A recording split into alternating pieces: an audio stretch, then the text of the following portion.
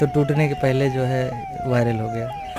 ये गाना लिखने का थॉट कहाँ से आया? एक ये भी सवाल लोग जानना चाहेंगे कि ये दबदबा जो शब्द है वाकई पूरे दबदबे की तरह लोगों के बीच में पहुंचा है, तो कहीं ना कहीं एक स्टोरी होती है हर एक चीज़ के पीछे।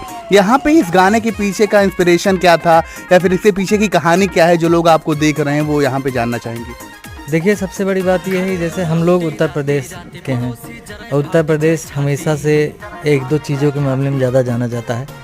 तो रही गुंडई हैं, युवा नेता, तो जो भी चीज़ें हमारे आसपास ज़्यादा दिख रही हैं, तो बिहार वाले, बिहार का हुआ, हरियाणा का हुआ, राजस्थान का, सबका अपना अपना वो है, वायरल चीज़ें हैं। तो यहाँ का जो चीज़ें हैं वो गुंडई व राजनीति, इसी सब चीज़ों को लेकर के ये क्षेत्र चर्चा में रहता है। तो उसी को हमने गाने का प्रयास किया है और कुछ नहीं है। अब जब इतने प्रसिद्ध हो गए, इतने पॉपुलर हो गए इस गाने की वजह से, तब कैसा लग रहा है? बहुत बहुत